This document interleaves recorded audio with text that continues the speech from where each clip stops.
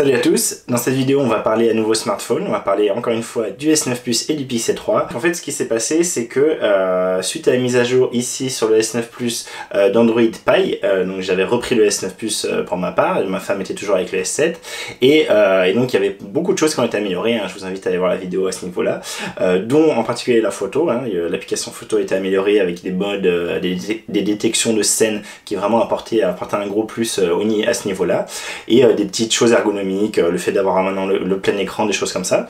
Et du coup à la fin de voilà, donc j'ai peut-être utilisé pendant 2 semaines vraiment où j'utilisais que le S9 Plus, et quand je devais du coup normalement reprendre le Pixel 3, c'était au moment où je voulais faire un cadeau à offrir du coup l'autre téléphone à ma femme, et en fait à l'usage pour l'avoir utilisé moi, je me suis rendu compte qu'elle pourrait jamais prendre le S9 Plus. En fait c'était ça l'idée, que moi je prenne le Pixel 3 et qu'elle prenne le S9 Plus, sauf que voilà c'était pas du tout envisageable, et je m'étais bien refait au S9 Plus, j'étais content de retrouver un grand écran, mine de rien.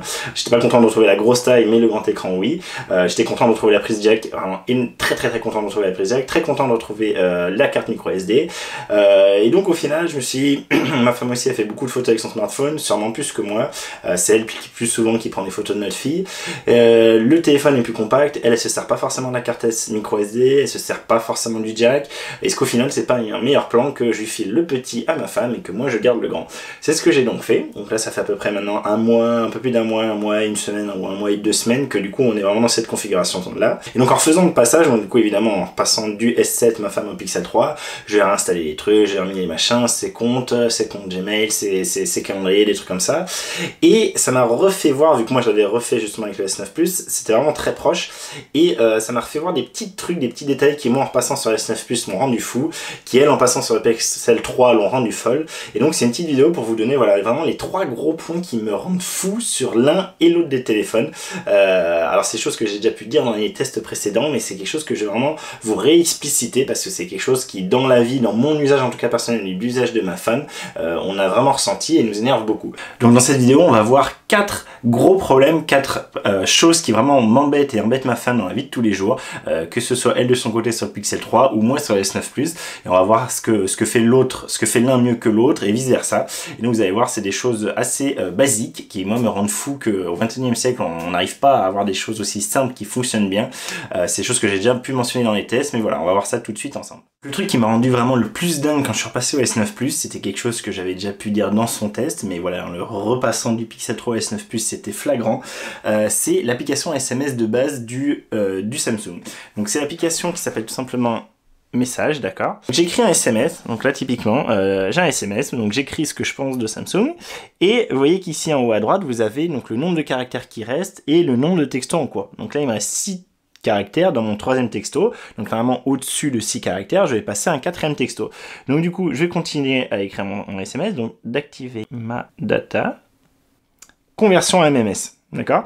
Donc là, ce qui se passe, c'est qu'en fait, au-dessus de 3 messages de base, automatiquement, le Samsung le convertit en MMS. Alors ça, vous allez me dire, c'est pas un gros problème pour tous les gens qui ont leur data activée en permanence. Sauf que moi et ma femme et pas mal d'autres personnes, je pense sur Terre, n'activent leur data que quand elles ont besoin de leur data, que quand elles veulent aller sur Internet, qu'elles veulent regarder une vidéo, des choses comme ça. Moi, quand du coup, je vais vouloir l'envoyer, donc hop, là ici, j'ai écrit ce que je voulais être un SMS, mais qui ont converti en MMS. Je veux l'envoyer. Là, vous voyez qu'il me dit les données mobiles sont désactivées. Ce message sera envoyé une fois les données mobiles activées. Donc, vous voyez en bas à gauche, pardon, MMS, et ça patouille, et il se passe rien. Donc, ça veut dire que moi, de mon côté, il faut que j'active la data, ici, pour pouvoir envoyer ce que j'aurais voulu être un SMS. Donc voilà, c'est envoyé. Et par contre, vous n'avez rien entendu. Pourtant, il y a bien le smartphone de ma femme à côté, il y a bien le Pixel 3 à côté. Et ça, c'est là où on va voir la magie du Pixel 3. Donc, on a vu la grosse blague du fait qu'on ne peut pas écrire plus de 3 messages d'affilée sans que ce soit converti en MMS sur le Samsung. Alors oui, je pourrais couper et envoyer un premier message, je coupe, j'envoie un deuxième message, je coupe, j'envoie, etc., etc. Putain, 21e siècle, donc elle recevrait 2, 3, 4, 5 messages d'affilée avec 5 fois la notification, 5 fois le bruit. Donc non, 21e siècle, je rappelle. Donc ça, c'est un gros scandale sur le Samsung. Mais vous voyez que sur le Pixel 3, j'ai eu aucune notification, j'ai rien, j'ai pas en haut comme quoi j'ai reçu un MMS, rien du tout. Dans l'application message, pareil, j'ai rien. Il y a que, en fait, en allant vraiment dans le contact en question, dans l'application message, vous voyez cette petite icône de un MMS en train d'être reçu. Mais voilà, j'ai pas de notification, donc Typiquement, là, ma femme, si elle est dans la poche, qu'elle n'ouvre pas son application SMS, qu'elle va pas dans mon nom sur son application SMS de base du Google, hein, du Pixel 3, là, c'est vraiment l'application SMS Google, et vous voyez que bah, elle n'a pas de notification, et du coup, elle sait pas qu'elle a un MMS en attente. Une fois que j'active la data, il n'y a pas de souci, j'active la data et le MMS va être téléchargé. Mais voilà, ça c'est un vrai très gros problème. Donc merci Pixel, merci Google, 21e siècle, super. Donc on a 2 champions du monde au niveau des messages. Donc ça, c'est vrai que c'est pas hyper grave. Je veux dire, dans smartphone, il n'y a pas phone. À la base, c'était pas des téléphones qui étaient faits pour téléphoner et envoyer des messages. Super, 21e siècle. Wouh, wouh. Donc, du coup, on voit qu'on en a un qui est pas foutu de nous dire quand on reçoit un MMS et l'autre qui est pas foutu d'envoyer des SMS sans les convertir en MMS. Mais sur le Samsung, il y a quand même une petite feinte. Tout n'est pas complètement perdu, même si c'est pas foufou. En fait, dans les paramètres de la messagerie de messages de chez Samsung, on peut aller dans paramètres, on peut aller dans plus de paramètres. Et dans les paramètres SMS, la feinte, mais qui est pas si bonne, c'est au lieu d'être en automatique, qui est en fait Unicode, c'est de le passer en alphabet GSM. En fait, ça va être l'ancien mode de saisie, entre guillemets, où du coup, on va pouvoir, alléluia, écrire des textos d'affilée, autant de textos d'affilée qu'on veut. Donc du coup, je vous montre, je vais pas vous le faire en entier, hein. Je vais recopier ce qui était transformé en MMS tout à l'heure, je vais le recopier ici, hop, et je vais le mettre là, je vais le coller ici, coller, voilà. Et là, vous voyez que au lieu de l'avoir converti en MMS, c'est un SMS, donc en plus, c'est pas du tout le même nombre de caractères que précédemment. En Unicode, je sais pas pourquoi, il convertit plus rapidement, il faut moins de caractères pour remplir un message. Là, vous voyez qu'avec le même truc qui avait dû faire plus que 3 messages, ça fait seulement 2 messages avec 1 caractère restant. Donc là, on se dit c'est cool, donc je vais désactiver ma data des 2 côtés.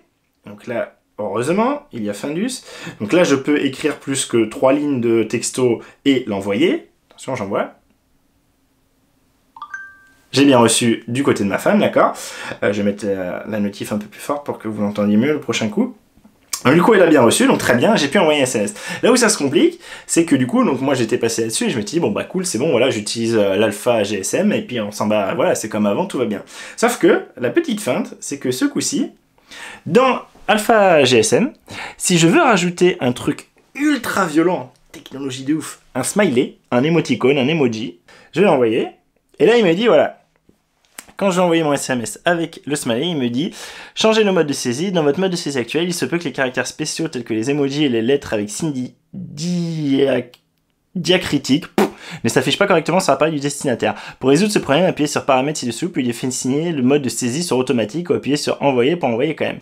On envoie, j'envoie, c'est bien reçu, on ouvre le message, et là, le message c'est bien les caractères à con que j'avais écrits, et vous voyez qu'au lieu d'avoir un emoji, on a 2 points d'interrogation. Donc, le Samsung, de son application de base des messages, vous laisse le choix entre écrire plus de 3 SMS sans qu'ils soient convertis en MMS, ou envoyer un emoji comme vous voulez. Donc vous pouvez pas, avec l'application Samsung SMS de base, envoyer un texto de plus de 3 SMS ou de plus de tant de caractères, je sais pas, c'est pas énorme, en plus vous avez vu, ça doit être peut-être 300 caractères, en lui mettant en plus un emoji. C'est pas possible. Vous faites l'un ou l'autre, vous le découpez en sous-message, vous vous démerdez, c'est pas possible. 21e siècle, smartphone. Il y a quand même une feinte évidemment, Dieu merci, c'est les smartphones, donc on peut télécharger d'autres applications. Donc moi j'en ai testé pas mal et au final moi celle qui m'a beaucoup plu c'est Textra. Donc là du coup je vais redéfinir comme application par défaut. Donc Textra qui est du coup très personnalisable, donc il y a vraiment le thème sombre, on peut personnaliser les couleurs qu'on lui met, les caractères, il y a voilà, dans sa présentation simple et jolie, je trouve que ça ressemble pas mal à celle de Google. Cette application vous pouvez la tester gratuitement pendant 1 mois, donc Textra, Textra. Et donc je l'ai utilisé pendant 1 mois gratuitement sans problème et je savais pas, mais au bout d'un mois en fait il me dit vous avez utilisé votre version d'essai, maintenant vous pouvez garder cette version d'essai comme ça ou payer, et si vous payez pas en fait vous aurez des pubs. Donc moi c'est complètement hors de question d'avoir des pubs dans mon application SMS. Alors, déjà dans les autres applications ça me rend dingue, donc j'ai acheté l'application, donc je crois que c'était 4 €, 3,90 €, un truc comme ça. Donc je me suis dit au moins j'aurai l'application pour de futurs smartphones, ce sera peut-être aussi con que ça, mais voilà, c'est la première fois de ma vie en peut-être 8 ans de smartphone que j'ai dû télécharger télécharger et acheter une autre application de SMS parce que tout simplement mon application de base ne me permet pas de faire des trucs tout basiques que voilà, ça devrait être le cas, donc c'est complètement débile. Et pour info, là pour avoir fait les tests, je voulais vous montrer justement que ça marchait dans le sens.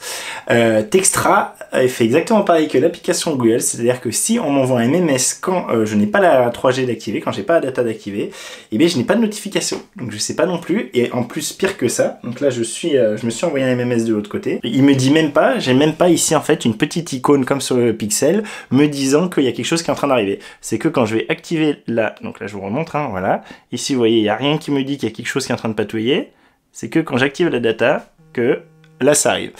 Donc Textra c'est de la merde aussi. Donc si quelqu'un, donc j'ai regardé dans les paramètres, j'ai pas mal farfouillé là, j'ai pas trouvé. Donc si quelqu'un dans les commentaires peut me donner une application, même payante sur le store, qui permet à la fois d'envoyer un SMS d'autant de longueur que je veux, avec des émoticônes, sans avoir à le convertir en MMS, et qui m'avertit quand je reçois un MMS, même si j'ai pas de data d'activer, je lui ferai de très très gros bisous, il lui serai éternellement reconnaissant. Donc ça par contre, l'application Samsung, je vous le montre, le faisait, donc c'est pour ça que j'avais en tête que Textra le faisait, mais en fait non, Textra le fait pas non plus, juste pour vous montrer ce que je veux. Ici, je vais désactiver, donc elle est bien désactivée, ma data, ok. De l'autre côté, je vais me renvoyer un MMS.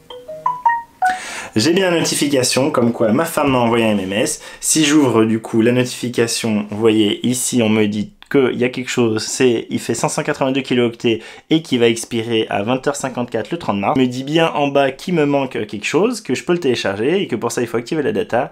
Et dès que j'active la data, pouf, ça arrive. Donc ça, c'est le truc bien dans l'application Samsung, que je voudrais avoir également dans Textra ou dans l'application Google, mais sans avoir le problème des SMS convertir en MMS. Voilà, ça me rend dingue, 21e siècle, pas être foutu de faire une application toute conne. Le S7 le fait, le S5 le faisait, le S4 Active le faisait, mon Sony avant le faisait, le LG le faisait. Enfin, on régresse sur des trucs de base, on régresse. Je comprends pas que ce soit pas possible de faire des trucs aussi basiques que ça pour un téléphone, un smartphone, ça me rend complètement dingue. Sur le Pixel 3, le vrai gros deuxième défaut, c'est en fait son calendrier. Le calendrier Google Calendar, alors ça paraît fou de dire ça, mais nous qui venons de Samsung, on vient de Samsung Calendar, et même sur mon LG, sur mon LG j'avais déjà eu le souci, et c'est pour ça que j'ai changé, je vais vous expliquer après. Mais en fait, donc c'est quelque chose que j'avais déjà remarqué, et ma femme, en prenant le Pixel 3, ça l'a vraiment choqué, elle qui a eu que du Samsung avant pratiquement, c'est que dans le calendrier, en fait, on peut pas changer les couleurs des calendriers autres que Gmail. En particulier Hotmail, on peut pas lui définir une couleur perso, on est obligé d'avoir la couleur caca qui nous donne. Donc là, vous voyez, typiquement, si je vous montre son calendrier, donc tout ce qui est un peu en vert gris noir, là, en vert foncé, en fait, c'est du Hotmail, qui ne peut pas changer. Donc ça, c'était son calendrier perso. En rouge, on a le calendrier pro Gmail. Et là, ici, en gris taupe un peu dégueu, c'est son calendrier, du coup, Gmail perso, qu'elle a dû créer pour avoir des choses de couleur qu'elle veuille. Parce que nous, historiquement, on était habitué à avoir, enfin, moi en tout cas, Hotmail en bleu, Gmail en rouge. Et j'avais Hotmail pour le pro et Gmail pour le perso, parce que Hotmail, c'était historiquement ce que j'utilisais pour le pro. Donc, juste pour vous montrer donc je vous montre pas les adresses mail, mais je peux vous montrer que dans les paramètres en fait du calendrier, vous pouvez voir que on a bien différentes couleurs, d'accord. Alors si je clique dessus, voilà, vous voyez qu'ici, donc là c'est bon, il n'y a pas d'adresse mail, vous voyez qu'ici la couleur en haut boulot, elle est hop, cliquable et changeable, donc elle avait pan je crois, tac, et du coup si je reviens sur mon calendrier, vous voyez qu'ici, tout ce qui était en gris boulot moche, c'est devenu en bleu machin. Et par contre, si je vais dans ce paramètre pour Hotmail, j'ai pas un petit point de couleur à changer, contrairement à chez Gmail. Donc ça, c'est un vrai problème parce que quand on est habitué à utiliser Hotmail, bah ça fait chier de devoir tout transférer sur son calendrier Gmail. Donc moi, ce que j'ai fait, hein, je crois que c'était déjà le cas avec le LG, vu que malheureusement, on peut pas télécharger, j'ai pas réussi à télécharger l'application Samsung Calendar pour la mettre sur le Pixel 3 et à l'époque sur le G6. Du coup, ce que j'ai fait, c'est que tant pis, je me suis avoué vaincu par Google, ils m'ont forcé la main, ils ont réussi. Du coup, j'ai créé un calendrier pro Gmail et un calendrier perso Gmail que j'avais déjà historiquement. Donc du coup, je m'emmerde plus, je passe tout sur Gmail pour tout ce qui est calendrier, même si ça m'arrange pas forcément, parce qu'historiquement, c'est pas ce qui m'arrangeait. Donc voilà, ça c'est un vrai gros problème. Je sais pas si c'est votre cas sur d'autres smartphones, dites-le moi en commentaire. Moi, c'est vrai que le Samsung, pour ça, voilà, on mettait les couleurs qu'on voulait pour les calendriers qu'on voulait, on faisait comme on voulait, et c'était très bien comme ça. Le troisième truc qui m'énerve sur les Samsung, c'est le fait que quand on est sur l'écran d'accueil comme ça ou écran verrouillé, quand on nous appelle, on peut rien faire. On est obligé soit de répondre, soit de raccrocher, soit d'envoyer un message. On peut pas utiliser le téléphone. Donc ça, je vais vous montrer ça. Donc pour vous le montrer juste ici, hop, donc là vous voyez en fait, j'ai enlevé même les petits raccourcis du bas, les petits témoins du bas pour savoir où il fallait tirer, d'accord. C'est quelque chose que je me suis habitué au final. Donc quelqu'un me l'avait dit en commentaire et finalement j'y suis arrivé au bout d'à peu près un mois. Enfin, j'ai décidé de tester. En fait, ça se fait très bien. Par exemple, je sais pas sur Locus, et bien j'ai vraiment l'écran complet qui est disponible. J'ai rien de masqué ici en bas. Mais du coup, pour ici le test en question, je vais vous montrer, hop, pour bien vous montrer qu'on peut vraiment rien faire. Je retourne dans l'affichage, je retourne dans barre de navigation, voilà. Et dans barre de navigation, donc là je suis en mouvement plein écran et du coup je vais repasser en touche de navigation, d'accord. Hop. Donc voilà, je suis avec les touches de navigation, donc que vous voyez apparaître, hein, qui prennent du coup de la place en bas. Et du coup je vais m'appeler avec le portable de ma femme, hop, c'est en train de composer. Et donc vous voyez qu'ici, on a, donc je vais juste couper le son pour continuer à vous parler. Vous voyez qu'ici, j'ai plus la petite barre en bas, je peux pas revenir en arrière, je peux rien faire. Je peux soit décrocher, soit raccrocher, soit envoyer un message, mais je peux strictement rien faire. Vous voyez, j'ai pas ce retour. Ce retour va juste m'amener ici et j'ai pas moyen de faire autre chose. Alors ça c'est, hop, on va le faire taire. Ça c'est vraiment casse-pied. C'est le cas également quand on est verrouillé. On n'a pas la petite barre de notification comme on peut avoir sur le Pixel. En fait on l'a, mais selon où on est. Là ce que je fais, c'est que je suis sur l'application photo et sur l'application photo et n'importe quelle application. En fait ce qui se passe, c'est qu'on va avoir la petite barre de notification en haut et on pourra continuer à utiliser le téléphone. Vous voyez, je peux prendre une photo, je peux aller voir ma galerie. Donc ça c'est, je vais le faire taire, voilà. Ça c'est la même chose que ce qu'on a sur le Pixel 3, c'est-à-dire le Pixel 3 tout le temps où qu'on soit, même si on est sur l'accueil, il va permettre d'avoir juste la barre de notification, la grosse barre de notification en haut, et on va pouvoir continuer à utiliser le téléphone tout à fait normalement. Pareil quand il est verrouillé, on peut le déverrouiller et utiliser le téléphone pendant qu'on nous appelle, il n'y a pas de souci. Le S9 Plus, à partir du moment où on est sur un des écrans d'accueil, et ben c'est on a tout l'écran qui est pris et on peut strictement rien faire avec. Donc ça c'était le troisième truc qui m'énerve chez le Samsung. Chez le Pixel 3, le troisième point qui m'embête énormément et embête également ma femme énormément, c'est quelque chose que j'ai déjà pu vous dire en particulier sur les tests photo, c'est qu'on n'a pas les miniatures quand on branche le téléphone à l'ordi. C'est pour ça que derrière, vous voyez, hop, j'ai l'ordi. Donc ça, c'est la HP ZBook X2 que j'ai déjà pu vous mentionner dans une autre vidéo. Et donc ce que je vais faire, c'est que tout simplement, hop, je vais brancher, hein, je vous feinte pas, je branche bien le téléphone sur l'ordi, hop, tac.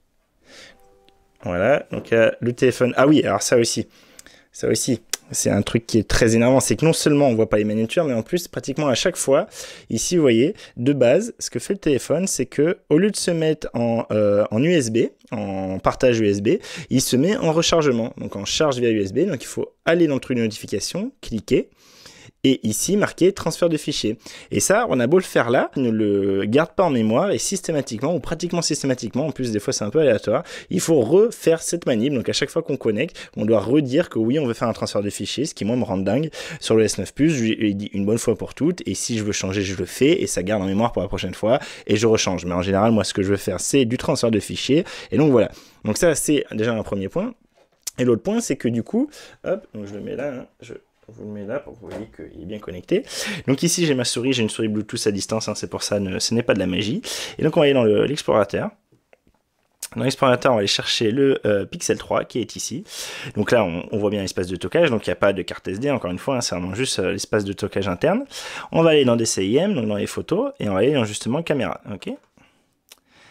Et là, vous voyez, alors on va laisser un peu charger, d'accord, pour que vous pensiez pas que je suis un neuneu.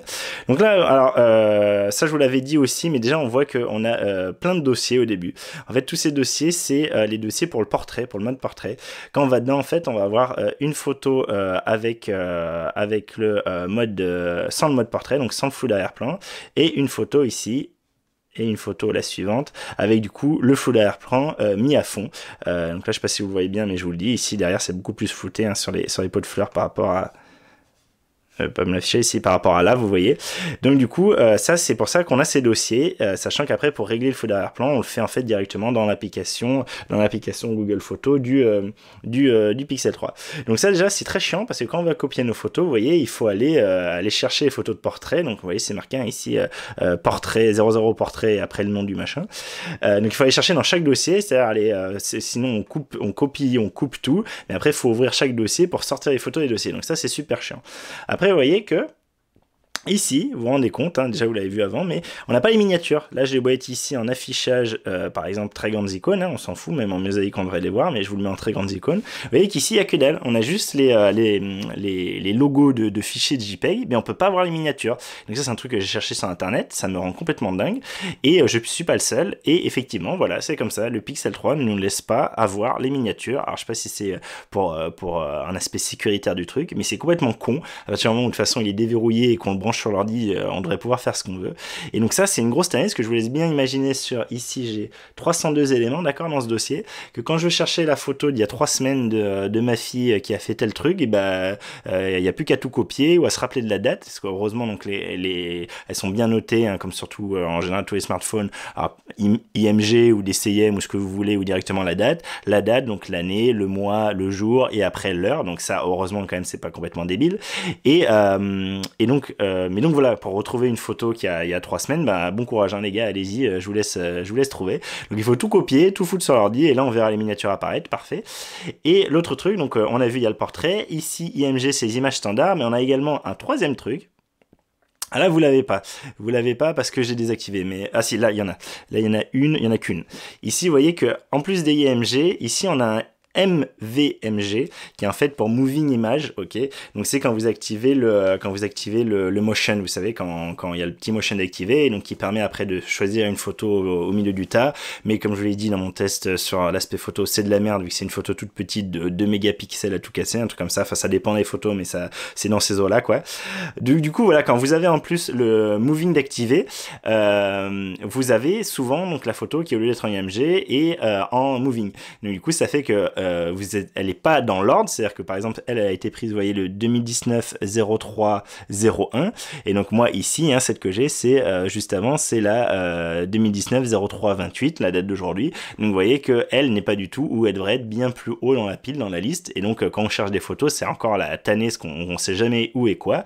Et donc également sur les vidéos, donc les vidéos s'appellent bien vide avec la date, pas de problème, et par contre encore une fois pas de miniature, donc on sait pas, quand on est dans notre explorateur de fichiers, on sait pas ce qu'on voit. Alors je crois que j'avais vu dans les forums que j'ai regardé que c'est pareil sur Mac, qu'on est tout aussi eu sur Mac. Donc voilà, ça c'est un super gros problème pour nous qui faisons beaucoup de photos et qui trions et qui voulons retrouver des photos après coup. Voilà, il faut tout copier à chaque fois. Sur le S9 Plus, le quatrième truc qui m'énerve, c'est un peu moins grave mais quand même c'est embêtant, c'est dans l'horloge, dans l'application horloge de base. Donc moi j'ai un raccourci ici, hop. Dans l'application horloge de base, vous voyez que normal, on choisit les jours, machin, on peut en avoir plusieurs, ça très bien. Par contre, un truc qui m'énerve, c'est que quand on va dedans, vous voyez ici, on choisit le son, tout ça, il n'y a pas de souci, mais ici, sur la description, je vais la mettre à 0, et je vais faire des caractères, d'accord? On va les compter ensemble. 1, 2, 3, 4, 5, 6, 7, 8, 9, 10, 11, 12, 13, 14, 15, 16, 17, 18, 19, 20, 21, 20. Je n'ai pas le droit à plus de 20 caractères de description dans mon alarme.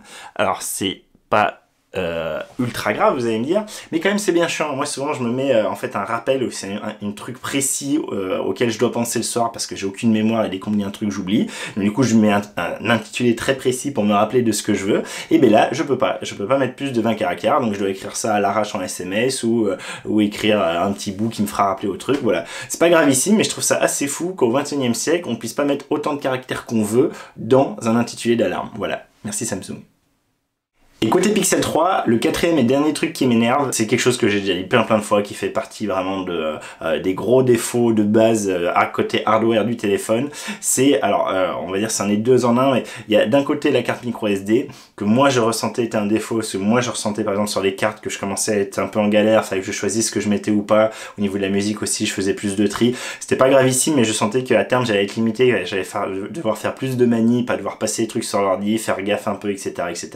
Avec avec le S9 Plus, j'en ai rien à faire. J'ai 256 Go en carte SD, j'ai 128 Go en mémoire interne. Là, j'ai que 128 Go en mémoire interne. Donc ça m'a plus posé problème. Mais le vrai gros truc qui m'a posé problème à plusieurs reprises, vraiment sur le terrain, c'est pas le fait de devoir y penser de temps en temps, c'est vraiment merde, je l'ai pas, je suis niqué. C'est le manque de prise jack. Alors vous êtes peut-être certains qui pensent que le jack c'est dépassé, c'est fini.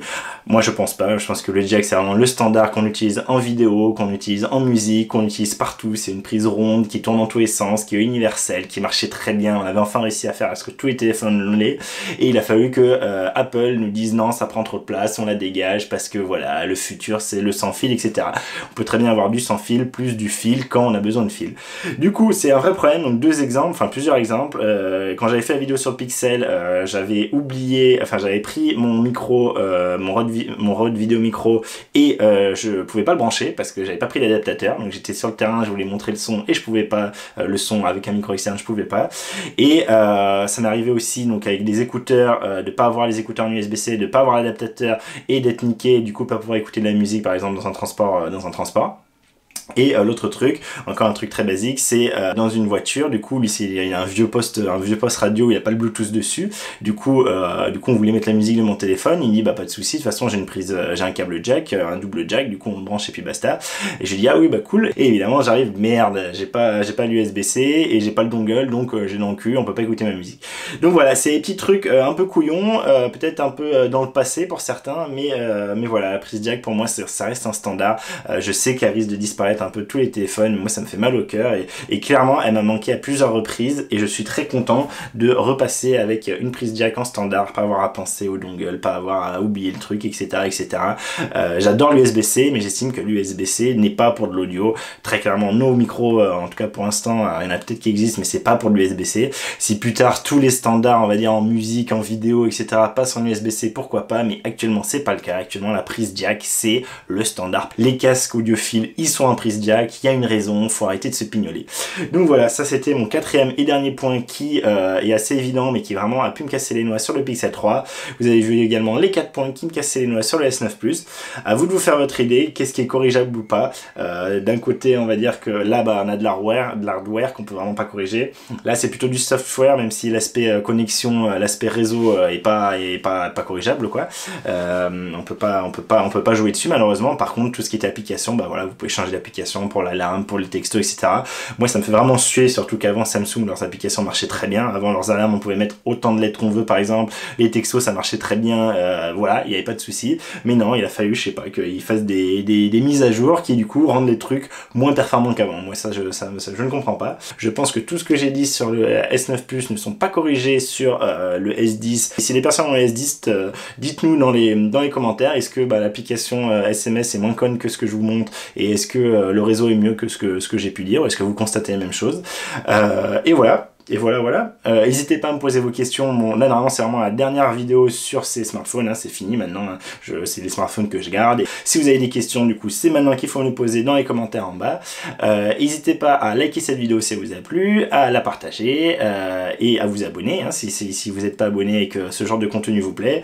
Voilà. Je vous dis du coup à très bientôt pour une autre vidéo. Donc, ça va pas être pour des smartphones tout de suite, mais on aura certainement assez prochainement, et je vous tease un peu pour ceux qui sont plutôt ce qui est mobilité, j'ai la S4 que ça fait un moment que j'ai et qu'il faut que je vous montre, qui est une bonne petite tablette mais que j'ai pas encore trop pu utiliser, et du coup on va en parler. Donc voilà, prochain test multimédia, on va dire c'est vraiment ça. Tablette Android Samsung S4, et on a également, là c'est plus informatique, on a également le ZBook X2 de chez HP, que là j'ai beaucoup plus testé et qui est vraiment une tuerie pour mon utilisation. J'en ai déjà parlé dans d'autres vidéos rapidement, je vais faire un test complet dessus, voilà. Dites-moi aussi dans les commentaires si vous en avez un que vous préférez voir avant que l'autre. Je pense que vu la vidéo, ce serait plutôt la S4, vu l'orientation de la vidéo actuellement. Mais voilà, n'hésitez pas à me dire, et je vous dis à très bientôt pour une autre vidéo. Allez, salut!